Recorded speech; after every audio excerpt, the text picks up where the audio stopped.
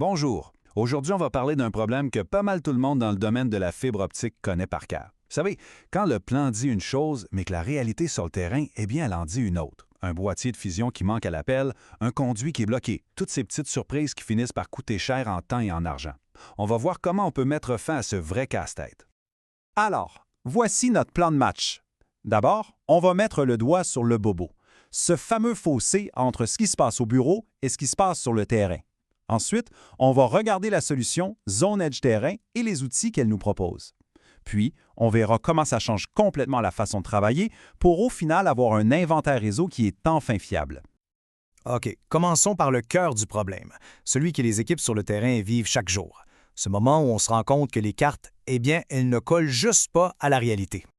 C'est la question qui tue, non? Sur papier, les plans sont toujours parfaits, tout est beau, mais est-ce qu'ils survivent au test de la réalité? On connaît tous la réponse. La plupart du temps, c'est un gros non.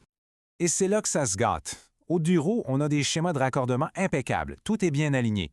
Mais sur le terrain, on fait face à un conduit écrasé, un boîtier de fusion qui est introuvable ou bien un poteau qui a été déplacé il y a 5 ans, mais personne n'a jamais mis l'inventaire à jour. Chaque petit imprévu comme ça veut dire des retards et, bien sûr, des coûts de plus.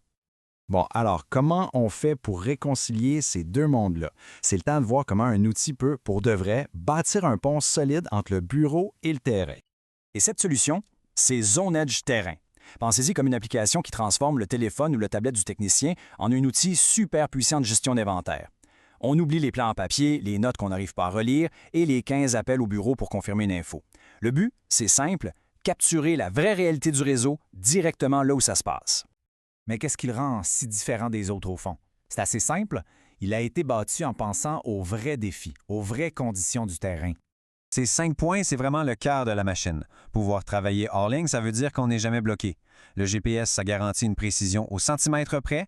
Les photos, c'est la preuve visuelle, c'est indiscutable. Modifier les graphiques en direct, ça donne une flexibilité incroyable.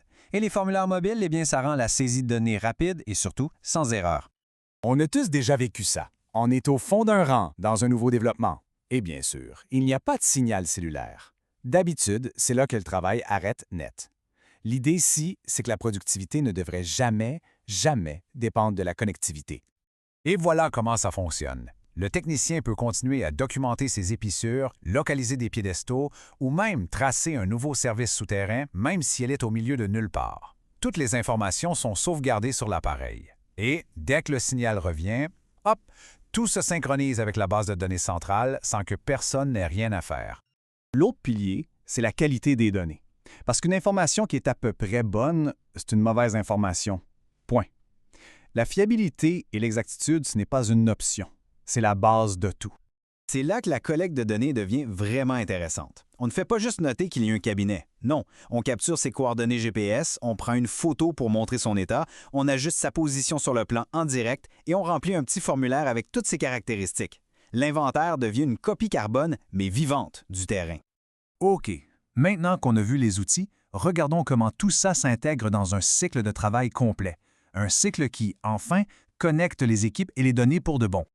Ce processus en 5 étapes, ça illustre parfaitement la boucle. Ça part du bureau qui planifie et assigne le travail, l'équipe sur le terrain exécute, collecte, modifie, ensuite les données se synchronisent de façon sécuritaire et l'étape cruciale, rien n'est intégré pour de bon sans une validation du bureau. C'est un cycle qui est contrôlé du début à la fin. Tout ce processus nous amène à un but ultime, avoir une seule source d'information fiable pour tout le réseau. On met fin aux doutes, aux « je pense que c'est ça » et aux versions qui se contredisent. Parce que, vous savez, collecter des données, c'est bien, mais s'assurer qu'elles sont bonnes et qu'elles le restent, c'est ça qui est essentiel. Et pour y arriver, ça prend un contrôle total sur le processus. Et voici comment ce contrôle fonctionne. Le bureau prépare les zones de travail et il configure les formulaires pour que tout le monde entre les informations de la même façon. Aucune donnée qui vient du terrain n'est ajoutée à l'inventaire officiel sans une validation finale. C'est le meilleur des deux mondes, l'agilité des équipes sur le terrain avec la rigueur et la supervision du bureau d'études. Ce tableau, ça résume tout. D'un côté, on a les vieilles méthodes avec des données désuètes et des processus déconnectés. De l'autre, on a une information en temps réel, des équipes synchronisées et un contrôle total sur le projet. Le gain en précision, en efficacité et en visibilité, il n'y a même pas de comparaison possible. Cette devise, elle résume parfaitement le but de tout ça. Avoir un inventaire précis et à jour, ce n'est pas juste pour bien gérer. C'est ce qui permet de concevoir de nouvelles extensions de réseau avec confiance, d'exploiter le réseau au maximum de son potentiel et, surtout, d'innover pour offrir de nouveaux services. Alors on termine là-dessus avec cette question. Quand les données sont enfin fiables, quand le fossé entre le bureau et le terrain est finalement comblé, qu'est-ce qu'il devient possible de construire? À ce moment-là, la seule limite, c'est notre capacité à imaginer l'avenir du réseau. C'est une question qui vaut la peine d'y penser.